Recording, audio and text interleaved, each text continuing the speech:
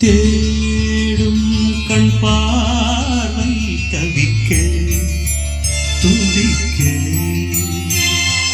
தேடும் கண் பார்வை தவிக்க துடிக்க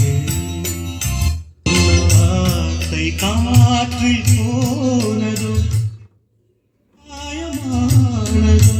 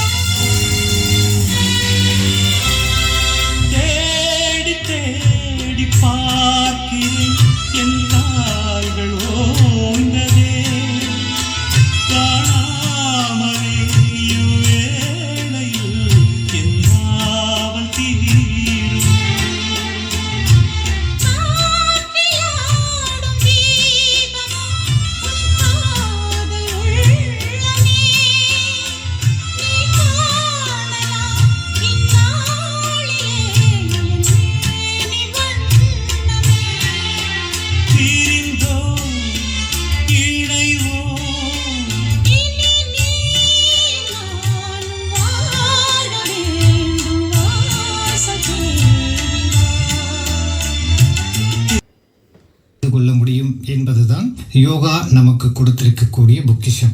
அத்துணை ஜீவராசிகளும் ஆரோக்கியமாக வாழ்வதற்கு முக்கிய காரணம் காலை எழுந்தவுடன் அவைகள் செய்யக்கூடிய செயல்களை நாம் உற்று நோக்கினால் தெரிய வரும். தன்னைத்தானே தன்னை சரி செய்து கொள்ள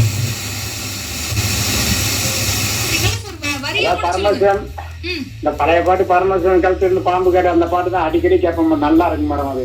ஓகே ஓகே. நீங்க உங்க வீட்ல எல்லாரும் அந்த காலத்து பாடல்கள் ரொம்ப விரும்பி கேட்பீங்களா?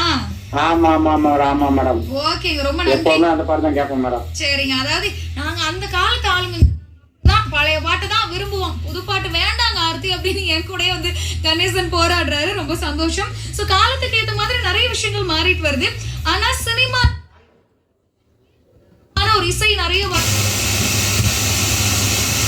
உடலில் இருக்கக்கூடிய முக்கியமான மண்டலங்கள் அனைத்தும் சீராக செயல்படவும் ஆரோக்கியமாக வைத்திருப்பதற்கும் யோகா மிகப்பெரிய அளவில் உதவிகரமாக இருக்கிறது.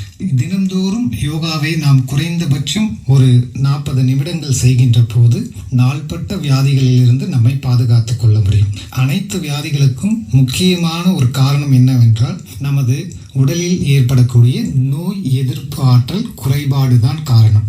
அதுக்காக தான் நம்ம நிறைய சப்ளிமெண்ட்ரி எடுத்துக்குவோம்.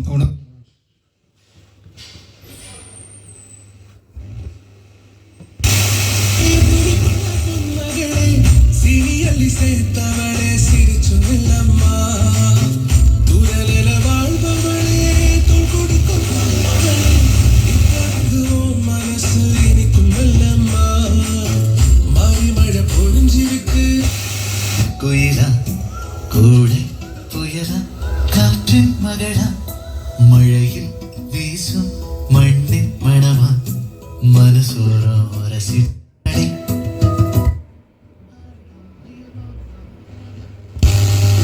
வாழும்போதும் அவளும் அழகா.